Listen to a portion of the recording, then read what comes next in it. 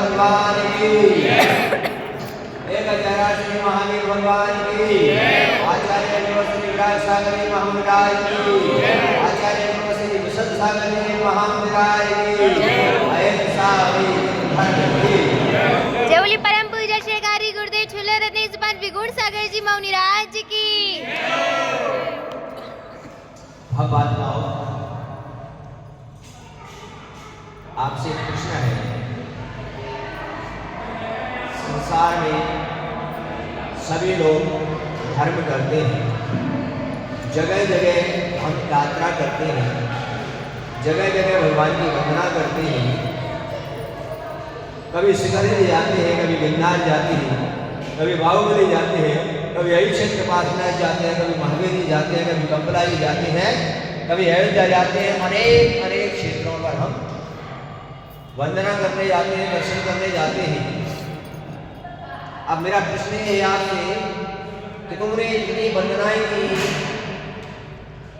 और अभी तक तुमने, मुझे लगता है, इतने बड़े होकर अनेक वंदनाएं की होंगी, लेकिन आप मुझे बताएंगे कि आप बंधनों से मुक्त क्यों नहीं? आपके जीवन में संकट दुख समस्याओं का निवारण क्यों नहीं हुआ? बताएगा कोई? क्यों नहीं हुआ? कारण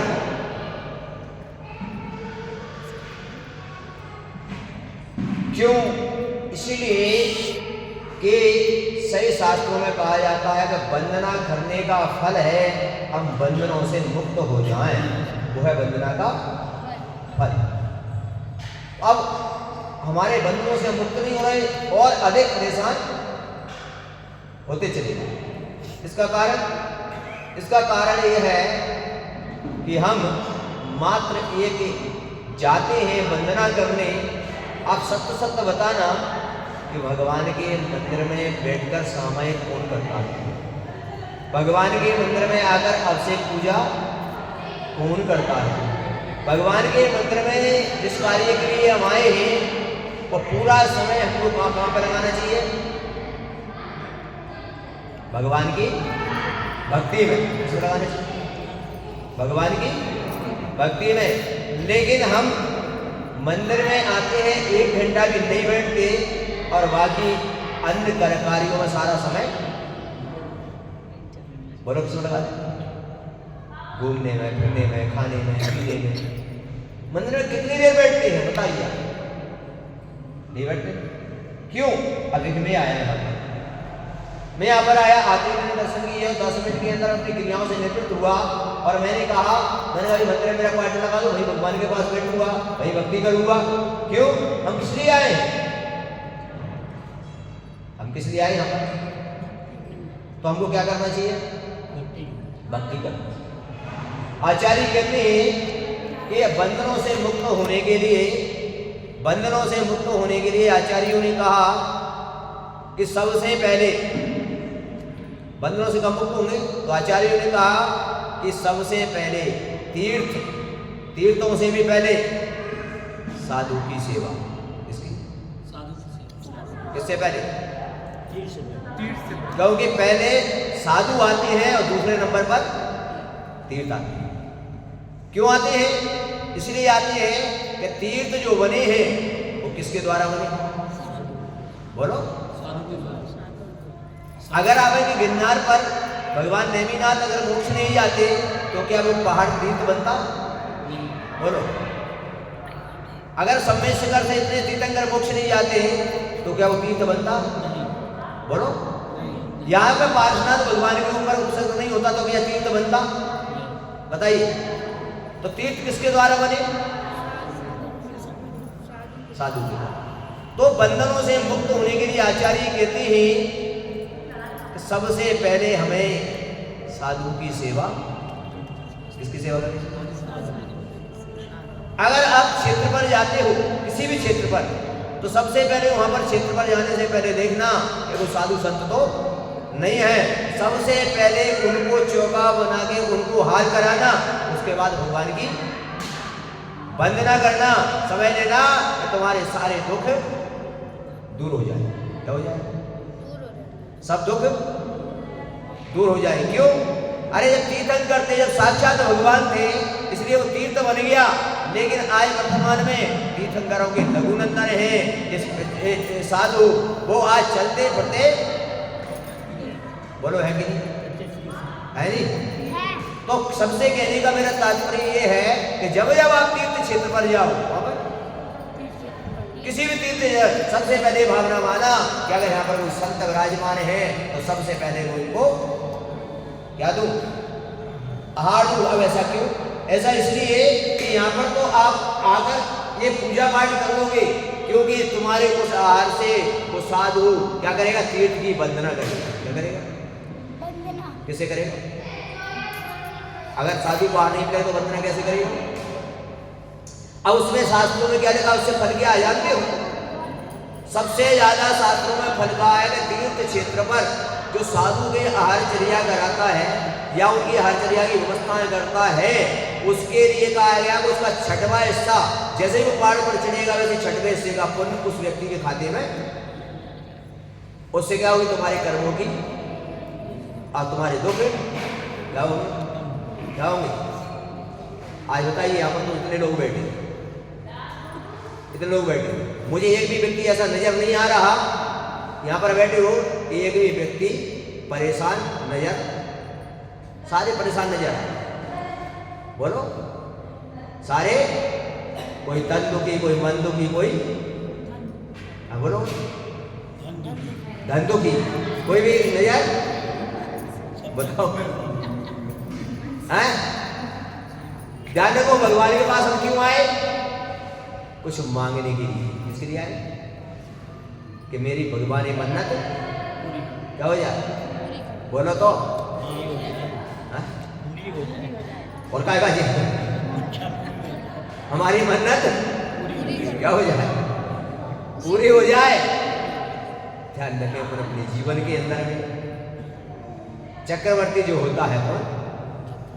चक्रवर्ती जब मंदिर में पूजा करने आता है तो वो कोई दुख लेकर नहीं आता, वो सुखी होकर आता है। क्या होकर आता है? और जब चक्रवर्ती मंदिर आता है तब देवता उसको देखने आते हैं। कौन? कौन आते हैं देखने? क्यों? क्योंकि वो देखता है कि ये व्यक्ति मंदिर में दुखी होकर नहीं आ रहा है, मंदिर में सुखी होकर आ रहा है। और एक व्यक्ति उसके पीछे आता है दुखी होकर, क्या होकर? तो किसी व्यक्ति ने कहा इनको पास क्यों नहीं आते? बोले दुखी व्यक्ति है, मंदिर में आ रहा है, क्या अपने दुखों के लिए रोने आ रहा है, अब इसको देखने जाओ। क्या जाऊंगे? ये तो यहाँ पर आपको कैसे आना है? कैसे आना है मंदिर में? सुखी होकर आओगे मंदिर में तो सुख की प्राप्ति निश्चित होगी, कोई रोकने वाला नहीं। बोलो बोलो। इसलिए आप लोगों के लिए जो भी आए हैं, इतने कंपरा नगर के अपने हैं तो बता रहे हैं, तो सभी लोग हैं, सबको मेरा यही आशीर्वाद है और यही कहता हूँ जीवन में ये पार्श्वनाथ भगवान से ये प्रार्थना करता हूँ कि सबके दुख, सबके संकट, सबकी परेशानियाँ दूर हो जाएं और ये भी सुख समृद्धि वृद्धि को प्राप्त हो जाएं, सबका जीवन मंगलमय हो जाए। क्या मैं भी भगवान से आपसे यही प्रार्थना करता हूँ क्या कि सब लोग सुखी हो जाएं। और सुखी होने के लिए आपको एक मैंने बता दिया क्या कि तीर्थ से पहले कौन सा धर्म?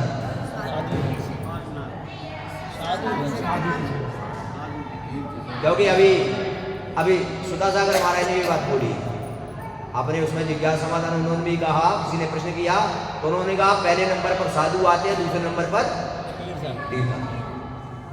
और उन्होंने फल भी बताया, उन्होंने कहा सबसे ज्यादा फल है तीर्थ क्षेत्र पर साधु की साधना में सहयोग करने। किसका?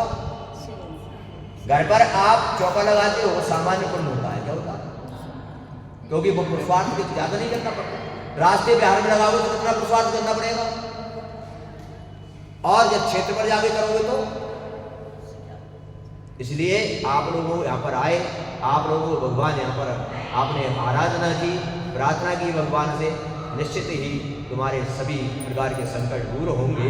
और भगवान तो मुझसे कह रहे हैं, वहां से क्या कह रहे हैं वो पता है क्या कह रहे हैं? सामने तो भगवान कह रहे हैं बेटा मैं तो मोक्ष चला गया। हाँ, कहाँ चला गया? मोक्ष चला गया। अब वो इशारा कर रहे हैं कि तुम हो अब हमारे कौन? मुनीम। कौन? तुम करो सबका कल्याण। क्या करो? क्यों? मैं तो मोक्ष चला गया, लेकिन मेरी जगह तुमको मैंने यहाँ पर नियुक्त कर दिया है, क्योंकि तुम मार्गदर्शन दे सकते हो, तुम लोगों की सुन सकते हो और उनका समाधान भी कर सकते हो। तो उन्होंने कहा कि मैंने तो तुमको सौंप दिया, अब तुम मेरे चरणों में मेरी आराधना करोगे। और तो गुरु के चरणों में आकर जो भी हम पाते हैं, और सभी कंपनावासी, अभी इन्होंने बताया मुझे कि कंपना जी से आए हैं, और आपको विदित है कि 2-3 वर्ष पहले हमारे आचार्य महाराज विश्व सागर महाराज का चतुर्मास कंपला जी में हुआ था। आप सभी लोगों को विदित है। बस उन्हीं गुरु से हम दीक्षित हैं, और उन्होंने हमको दीक्षा प्रदान की, और हमारी दीक्षा को 19 वर्ष पूरे हो गए, और हम गिरनार की यात्रा पर जा रहे हैं। लेकिन पार्श्वनाथ भगवान की कुछ इच्छा थी, और आगे से जाना तो मुझे भरतपुर साइड से था, भरतपुर जयपुर होते हुए। लेकिन पार्श्वनाथ भगवान की तो ऐसी इच्छा हुई कि मेरा बैठे बैठे मन भर गया कि मैं भी यही क्षेत्र जाऊंगा, और मैं बिल्कुल भी निर्णय नहीं लिया, और तुरंत आई क्षेत्र के लिए चल दिया, और भगवान के चरणों में आ गया। और तुम लोग भी, तुम्हारा भी पुण्य हो सकता है कि तुम्हें दर्शन लाभ प्राप्त होना था, तो तुम्हारा भी पुण्य इसमें शामिल हो गया। तो सबके लिए आज इतना ही। सभी आनंद से आरती भी कर ली आपने, और आप जाइए, और कभी अगर योग बनेगा तो कंपना जी की तरफ हम अगर आएंगे तो निश्चित वहाँ के दर्शन हम करेंगे, विमलनाथ भगवान की आराधना करेंगे, वहाँ पर निश्चित ही बनाएंगे। लेकिन फिलहाल तो हम अभी गिरनार की ओर जा रहे हैं, और अप्रैल के लास्ट तक गिरनार पहुँचेंगे, और मई और जून लगभग उधर रहने का है, तो उधर ही वंदना करेंगे। आप लोग भी भावना बने तो निश्चित गिरनार यात्रा को सभी लोग आना, और तुम भी गिरनार की यात्रा हमारे साथ वहाँ पर करोगे तो आपको भी अच्छे से यात्रा हो जाएगी। इसलिए सभी को मंगल आशीर्वाद है। बोले 1008 श्री पार्श्वनाथ भगवान